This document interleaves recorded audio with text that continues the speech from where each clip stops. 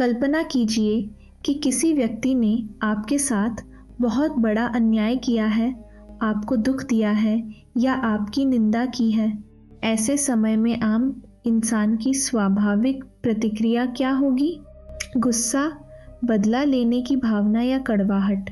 लेकिन ज़रा सोचिए, अगर कोई आपके साथ बुराई करे और आप बदले में उसे सच्चा सुख, दुआएं और प्यार दें, तो उस इंसान के दिल पर क्या असर होगा? उसकी कड़वाहट एक सेकंड में पिघल जाएगी। हमारे परम पिता परमात्मा, ज्ञान के सागर शिव बाबा बिल्कुल यही करते हैं। वे अपकारियों पर भी उपकार करते हैं। 10 अगस्त 2026 की इस बेहद पावन, कल्याणकारी और गहराई से भरपूर मुरली में शिव बाबा हमें समझाते हैं कि फॉलो फादर करो, सुखदाई बनो और इस पुरानी देह को भूलते जाओ। आज की इस विशेष रूहानी चर्चा में हम शिव बाबा द्वारा दिए गए 10 बेहद शक्तिशाली और व्यावहारिक सूत्रों को गहराई से समझेंगे। आइए बिना किसी भटकाव के इन 10 अनमोल रत्नों को एक एक करके ध्यान से सुनते हैं। पहला बिंदु, अपकारियों पर उपकार और जीते जी मरने का अभ्यास। दुनिया में लोग केवल उनका भला करते हैं जो उनका भला करते हैं, लेकिन शिव बाबा कहते हैं कि तुम मेरे बच्चे हो, तुम्हें फॉलो फादर करना है। जैसे बाप अपकारियों पर भी उपकार करते हैं, वैसे तुम्हें भी सबके लिए सुखदाई बनना है। आपस में कभी लड़ो झगड़ो नहीं। अपने को आत्मा समझकर इस देह के भान को भूलते जाओ। शिव बाबा कहते हैं कि यह अवस्था जीते जी मौत की अवस्था है। जैसे जब इंसान मर जाता है तो उसके लिए पूरी दुनिया खत्म हो जाती है, वैसे ही तुम्हें जीते जी इस पुरानी दुनिया से मर जाना है। एकांत में बैठकर अपने आप से बातें करो और बहुत उमंग से शिव बाबा को याद करो कि बाबा, बस अब हम आपकी गोद में आए कि आए। एक बाप की याद में रहते रहते यह शरीर रूपी पुरानी चमड़ी छूट जाएगी और आत्मा पावन बन जाएगी। यहाँ आपके लिए व्यावहारिक सबक यह है, अगर कोई आपके साथ बुरा व्यवहार करे तो बदले में बुराई करने के बजाय उसके प्रति शुभ भावना रखें। एकांत में बैठकर अशरीरी बनने का अभ्यास करें। इस बिंदु को थोड़ा और गहराई से देखें तो जब आप जीते जी देह के भान से मर जाते हैं तो दुनिया की कोई भी परेशानी आपको दुखी नहीं कर सकती। इसलिए पहले बिंदु का एक अतिरिक्त सबक यह है, हर रोज सुबह शाम कुछ समय निकाल कर यह अभ्यास करें कि मैं इस पुरानी देह से पृथक एक चमकती हुई अविनाशी आत्मा हूँ। दूसरा बिंदु, देही अभिमानी बच्चों के साथ आज की मुख्य निशानियाबा ने एक बहुत ही सुंदर प्रश्न का उत्तर दिया है कि जो बच्चे देही अभिमानी, आत्माभिमानी स्थिति में रहते हैं, उनकी मुख्य निशानियां क्या होंगी? बाबा ने उनकी 7 मुख्य निशानियां बताई हैं। पहला, उनका आपस में बहुत बहुत रूहानी प्रेम होगा। दूसरा, वे कभी एक दूसरे की खामियों या कमियों का वर्णन नहीं करेंगे। तीसरा, वे बहुत बहुत सुखदाई होंगे, किसी को दुख नहीं देंगे। चौथा, उनकी खुशी कभी गायब नहीं होगी, वे सदा अपार खुशी में रहेंगे। पांचवा, वे कभी आपस में मतभेद में नहीं आएंगे। छठा, हम आत्मा भाई भाई हैं। इस स्मृति से वे हमेशा गुणग्राही होंगे, उन्हें सबके अंदर केवल गुण ही दिखाई देंगे। वे खुद भी गुणवान होंगे और दूसरों को भी गुणवान बनाएंगे। और सातवां, उन्हें एक शिव बाबा के सिवाय दुनिया में और कोई याद नहीं आएगा। यहाँ आपके लिए व्यावहारिक सबक यह है, इन 7 निशानियों को एक आईने की तरह इस्तेमाल करें और अपने व्यावहारिक जीवन की जांच करें। इस बिंदु को थोड़ा और गहराई से देखें तो जब आप दूसरों में केवल गुण देखते हैं तो आपके अपने गुण बढ़ने लगते हैं। इसलिए दूसरे बिंदु का एक अतिरिक्त सबक यह है, आज पूरे दिन में किसी की भी कमी देखने के बजाय उसके कम से कम एक विशेष गुण की मन तारीफ करें। तीसरा बिंदु कर्म भोग, कृपा न मांगना और योग बल से आयु बढ़ाना। जीवन में जब कोई बीमारी आती है, धन का नुकसान होता है या कोई संकट आता है, तो अक्सर लोग भगवान से प्रार्थना करते हैं कि हे भगवान, मुझ पर कृपा करो, मेरी बीमारी ठीक कर दो। लेकिन शिव बाबा इस भ्रम को तोड़ते हैं। बाबा कहते हैं कि बीमारी या दिवाला निकलना तुम्हारा अपना पुराना हिसाब किताब और कर्म भोग है। इसमें बाबा से कृपा मांगने की उम्मीद नहीं रखनी चाहिए। बाबा कहते हैं कि कृपा मांगने के बजाय अपने योग बल से काम लो। जितना तुम शिव बाबा को याद करोगे, उतना ही तुम्हारा कल्याण होगा। योग बल से तुम्हारी आत्मा शुद्ध होगी और शरीर की आयु भी बढ़ेगी। यह पढ़ाई दैवी राजधानी की स्थापना तक चलेगी। फिर हम सब नई दुनिया में ट्रांसफर हो जाएंगे। यहाँ आपके लिए व्यावहारिक सबक यह है, बीमारी या शारीरिक कष्ट के समय घबराने के बजाय उसे अपने पुराने कर्मों का हिसाब किताब समझकर खुशी खुशी चुकतू करें। भगवान से भीख या कृपा मांगने के बजाय योग बल का प्रयोग करें।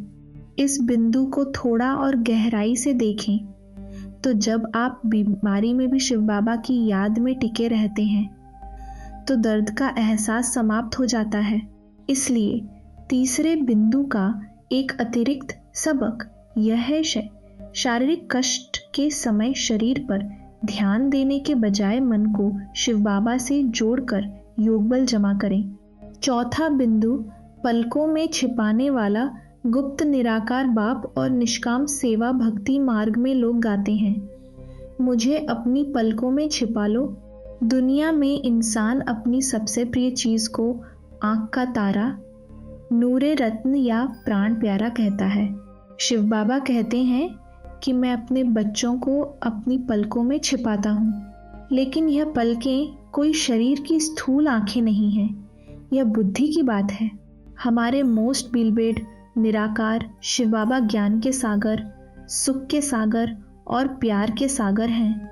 वे कितने निरहंकारी हैं कि इतने बड़े ब्रह्मांड के मालिक होकर भी गुप्त रूप से ब्रह्मा बाबा के साधारण तन में आकर बच्चों की निष्काम सेवा करते हैं, हमें हीरा जैसा श्रेष्ठ बनाते हैं। जब परमपिता परमात्मा हमसे इतना निष्काम प्यार करते हैं तो हमारा उनसे कितना अटूट प्यार होना चाहिए। यहाँ आपके लिए व्यावहारिक सबक यह है, अपनी बुद्धि को हमेशा शिव बाबा की याद की पलकों में सुरक्षित रखें ताकि दुनियावी आकर्षण आपको छू न सके। निष्काम भाव से दूसरों की सेवा करें।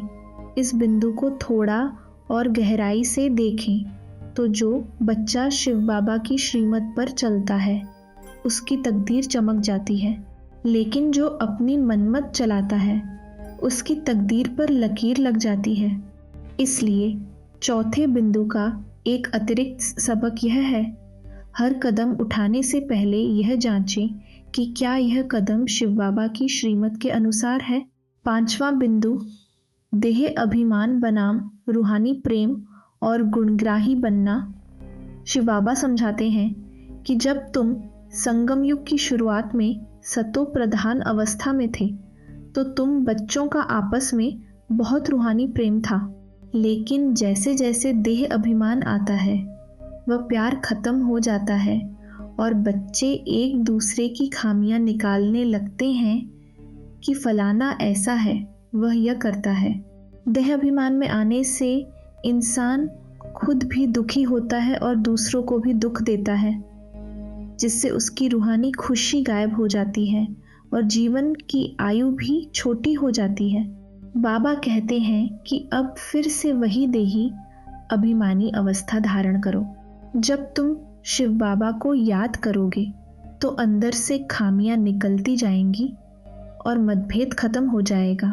हमेशा याद रखो कि हम सब आत्माएं आपस में भाई भाई हैं। यहाँ आपके लिए व्यावहारिक सबक यह है, किसी की भी ग्लानि या निंदा करने से बचें।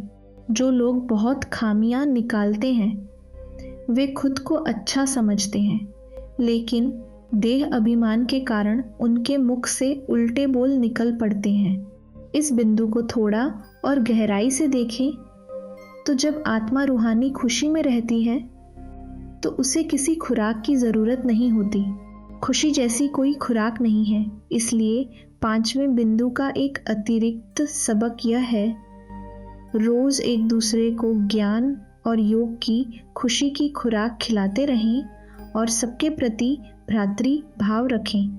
6ठा बिंदु रूहानी सर्जन की 2 वंडरफुल खुराक, मनमना भव और मध्याजी भव। शिव बाबा एक ऐसे अलौकिक और रूहानी सर्जन हैं जो पूरी आत्मा का इलाज करते हैं। वे हमें एवर हेल्दी और एवर वेल्दी, सदा निरोगी और सदा धनवान बनाने के लिए 2 वंडरफुल वचनों की खुराक देते हैं। वे 2 वचन हैं, मन मना भव, अपने मन को मुझ परमात्मा में लगाओ, और मध्याजी भव, अपने आत्मा के स्वधर्म और परमात्मा के घर को याद करो। इन 2 वचनों की खुराक लेने से इंसान को 21 जन्मों के लिए सदा खुशी की खुराक मिल जाती है और भविष्य की कोई चिंता नहीं रहती। इस समय दुनिया में लोगों को कितनी चिंताएं हैं जिनका असर उनके शरीर पर बीमारी बनकर आता है, लेकिन ईश्वरीय विद्यार्थी जीवन में कोई चिंता नहीं होती। Godly student, life is the best, यह गायन इसी समय का है। यहाँ आपके लिए व्यावहारिक सबक यह है, दुनियावी चिंताओं में डूबने के बजाय रूहानी पढ़ाई का आनंद लें और एक दूसरे को यह रूहानी खुराक बांटें। इस बिंदु को थोड़ा और गहराई से देखें तो जब आप मन्नाभव के मंत्र में टिक जाते हैं तो आत्मा की सारी कमजोरियां अपने आप जलकर भस्म हो जाती हैं। इसलिए 6ठे बिंदु का एक अतिरिक्त सबक यह है, दिन भर काम करते हुए मन ही मन मनमना भव और मध्याजी भव का जाप करते रहें। 7वां बिंदु, साइलेंस बल का प्रभाव और ईश्वरीय संदेश का फैलाव। शिव बाबा बच्चों को श्रीमत देते हैं कि अपनी पढ़ाई और सेवा में कभी गफलत नहीं करो। बाप का संदेश हर आत्मा तक पहुंचाना है। संदेश बहुत सहज है। अपने को आत्मा समझकर बाप को याद करो और अपनी कर्मेंद्रियों से मन, वचन और कर्म से कोई भी बुरा कर्म मत करो। बाबा कहते हैं कि एक दिन तुम्हारे इस साइलेंस बल, शांति की शक्ति का ऐसा जबरदस्त प्रभाव निकलेगा कि चारों तरफ तुम्हारी संस्था का नाम रोशन होगा।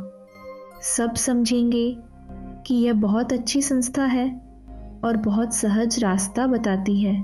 गांव-गांव में प्रदर्शनी होगी, नए नए सेंटर खुलेंगे और लोग तुम्हें बुलाएंगे कि आइए हमें मनुष्य से देवता बनने का राजयोग सिखाइए। यहाँ आपके लिए व्यावहारिक सबक यह है, अपने चाल चलन और बोल को इतना संयमित और शांत बनाएं कि आपके साइलेंस बल का प्रभाव दूसरों पर पड़े। नए सेवा केंद्रों और प्रदर्शनी द्वारा संदेश फैलाएं। इस बिंदु को थोड़ा और गहराई से देखें तो आपकी शांति की स्थिति ही सबसे बड़ी सेवा है। इसलिए 7वें बिंदु का एक अतिरिक्त सबक यह है, किसी से भी बात करते समय अपने मुख से केवल मीठे और रूहानी बोल ही निकालें। 8वां बिंदु, पुरानी दुनिया से मोह मुक्ति और हृदय की शुद्धता। आज दुनिया की हालत देखकर शिव बाबा बताते हैं कि इस समय पुरानी दुनिया में अनेक प्रकार के इंटरनेशनल झगड़े और रोल उथल पुथल चल रहे हैं, लेकिन बच्चों को इसकी कोई चिंता या फिक्र नहीं करनी चाहिए। पुरानी दुनिया तो अब गई की गई। बाबा चेतावनी देते हैं कि इस विनाशशील पुरानी दुनिया या अपने पुराने शरीर में कभी मोह नहीं रखना। अगर मन में मोह होगा तो हृदय शुद्ध नहीं होगा, और जब तक हृदय शुद्ध नहीं होगा तब तक आत्मा में अपार खुशी नहीं रह सकती। जितना आपका हृदय शुद्ध होगा उतना ही आपका योग शक्तिशाली होगा और आप दूसरों को भी शुद्ध बना सकेंगे। देही अभिमानी बच्चे ही सच्चे डायमंड बनते हैं। यहाँ आपके लिए व्यावहारिक सबक यह है, दुनियावी चीज़ों, मकानों, धन या देहधारियों में अटके हुए अपने मोह को पूरी तरह तोड़ दें। अपने दिल को साफ और निष्पाप रखें। इस बिंदु को थोड़ा और गहराई से देखें तो जब हृदय में केवल एक शिव बाबा बैठा होता है तो दुनिया की कोई भी उथल पुथल मन की शांति को हिला नहीं सकती। इसलिए 8वें बिंदु का एक अतिरिक्त सबक यह है, रोज रात को सोने से पहले अपने हृदय को टटोलें कि कहीं उसमें शिव बाबा के सिवाय किसी देहधारी का मोह तो नहीं छिपा है। 9वां बिंदु, आसक्ति को अनासक्ति में बदलने का वरदान और शक्ति स्वरूप। आज के वरदान में शिव बाबा ने शक्ति स्वरूप बनने की बहुत ही सूक्ष्म कुंजी बताई है। बाबा कहते हैं कि शक्ति स्वरूप बनने के लिए अपनी हर प्रकार की आसक्ति, लगाव को अनासक्त भाव में बदल दो। अगर आपकी अपनी देह में, अपने लौकिक अलौकिक संबंधों में या दुनिया के किसी भी पदार्थ या वस्तु में थोड़ी सी भी आसक्ति है तो वहाँ तुरंत माया प्रवेश कर जाएगी और आप शक्ति रूप नहीं बन पाएंगे। इसलिए पहले पूरी तरह अनासक्त बनो, तब तुम माया के विघ्नों का डटकर सामना कर सकोगे। जब जीवन में कोई विघ्न आए तो चिल्लाने या घबराने के बजाय तुरंत अपना शक्ति रूप धारण कर लो तो तुम विघ्न विनाशक बन जाओगे। यहाँ आपके लिए व्यावहारिक सबक यह है, अपने रहम और प्यार को पूरी तरह से निस्वार्थ और लगाव मुक्त बनाएं। किसी भी वस्तु या व्यक्ति पर अपनी खुशी को निर्भर न होने दें। इस बिंदु को थोड़ा और गहराई से देखें तो अनासक्त आत्मा ही सबसे ज़्यादा शक्तिशाली और निर्भय होती है। इसलिए 9वें बिंदु का एक अतिरिक्त सबक यह है, जब भी मन में किसी वस्तु या व्यक्ति का आकर्षण आए तो तुरंत खुद को याद दिलाएं, मैं एक अनासक्त, शक्तिशाली और विघ्न विनाशक आत्मा हूँ। 10वां बिंदु, जगदम्बा मातेश्वरी जी के महावाक्य और शूद्रपन का त्याग। आज की मुरली में हमारी पूज्य मातेश्वरी जी मम्मा के बहुत ही दिव्य और अनमोल महावाक्य शामिल हैं। मम्मा समझाती हैं कि यह समय हम सभी आत्माओं की जन्म जन्मांतर की आस, इच्छा पूरी होने का सबसे सुहावना समय है। हम सब बहुत समय से सदा सुख और शांति की तलाश में थे। अब हमारे कल्प के आखिरी जन्म का भी अंत आ गया है। मम्मा कहती हैं कि 5 विकारों के कारण जो कर्म बंधन बना है उसे केवल परमात्मा की याद अग्नि से ही भस्म किया जा सकता है। परमात्मा बाप, टीचर और सद्गुरु बनकर हमें तीनों रूपों से वर्षा देते हैं। इस संगमयुग पर की गई कमाई पर ही हमारे पूरे कल्प का दारोमदार है। अव्यक्त इशारों में शिव बाबा समझाते हैं कि मैं संगम युगी ब्राह्मण हूँ। यह स्मृति रखो। अगर मन में कोई व्यर्थ संकल्प या अपवित्रता का संस्कार आता है तो समझो कि वह ब्राह्मणपन का नहीं बल्कि शूद्रपन का संस्कार है। जब तुम शूद्रपन के संस्कारों को अपना मान लेते हो तभी माया के वश होकर परेशान होते हो। यहाँ आपके लिए व्यावहारिक सबक यह है, अपने कर्म बंधनों को याद की अग्नि से चुकतू करें। शूद्रपन के पुराने कलयुगी संस्कारों को मेरा मानना बंद कर दें। इस बिंदु को थोड़ा और गहराई से देखें तो जैसे कमल का फूल कीचड़ में रहते हुए भी जल से न्यारा और पवित्र रहता है, वैसे ही हमें निर्विकारी प्रवृत्ति में रहकर गृहस्थ व्यवहार चलाना है। इसलिए 10वें बिंदु का एक अतिरिक्त सबक यह है, श्वासोश्वास शिव बाबा को याद करते हुए अपने हर कर्म को ईश्वरीय सेवा बना दें। तो आज की इस बेहद पावन, गंभीर और जीवन को बदलकर रख देने वाली रूहानी चर्चा में हमने शिव बाबा की 10 अगस्त 2026 की मुरली के 10 सबसे अनमोल रत्नों को बहुत गहराई से समझा है। हमने जाना कि कैसे अपकारियों पर भी उपकार करके और जीते जी देह के भान से मरकर फॉलो फादर करना है। हमने देही अभिमानी बच्चों की 7 मुख्य निशानियों को जाना और अपने जीवन में गुणग्राही बनने का संकल्प लिया। हमने समझा कि कर्म भोग में रोने या कृपा मांगने के बजाय योगबल से अपनी आयु और आत्मिक शक्ति को बढ़ाना है। हमने मोस्ट बिलबेड निराकार बाप की रूहानी पलकों में रहने का रहस्य सीखा और देह अभिमान को छोड़कर आपस में भाइयों जैसा रूहानी प्रेम कायम करने का निश्चय किया। हमने रूहानी सर्जन की 2 वंडरफुल खुराक मनमना भव और मध्याजी भव का सेवन करके एवर हेल्दी बनने की विधि सीखी। हमने अपने साइलेंस बल से ईश्वरीय संदेश को फैलाने, पुरानी दुनिया से मोह मिटाकर अपने हृदय को शुद्ध बनाने और आसक्ति को अनासक्ति में बदलकर शक्ति स्वरूप विघ्न विनाशक बनने का वरदान पाया। और अंत में हमने मातेश्वरी मम्मा के महावाक्यों पर चलकर कर्म बंधनों को याद की अग्नि से भस्म करने और शूद्रपन के संस्कारों को हमेशा के लिए त्यागने का दृढ़ संकल्प लिया। यह ईश्वरीय ज्ञान केवल एक सुंदर प्रवचन सुनने जैसा नहीं है, बल्कि इसे अपने पल पल के व्यवहार में उतारने के लिए है। अगर हम इसे सुनकर भी दूसरों की खामियां निकालते रहे या अपनी मनमत चलाते रहे तो हमारी तकदीर पर लकीर लग जाएगी। इसलिए आज इन 10 शक्तिशाली बिंदुओं में से केवल एक बिंदु को चुन लीजिए, चाहे वह किसी की भी कमी न देखकर केवल गुण देखने का संकल्प हो, चाहे अपकारियों पर भी उपकार करने की दृढ़ प्रतिज्ञा हो, या फिर हर पल खुद को देह से पृथक एक अनासक्त और शक्ति स्वरूप आत्मा अनुभव करने का अभ्यास हो। बस एक बात को पकड़ लीजिए और आज पूरे दिन अपनी दिनचर्या में उसे पूरे प्यार, कड़ाई और लगन से लागू कीजिए।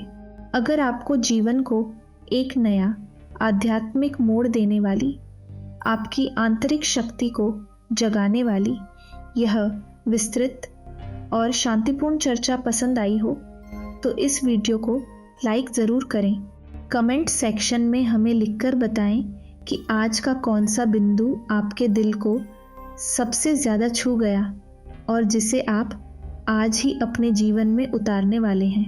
अपने बी के भाई बहनों, परिवार और मित्रों के साथ इसे ज़रूर शेयर करें ताकि ज्ञान की यह पावन रोशनी हर आत्मा तक पहुंच सके।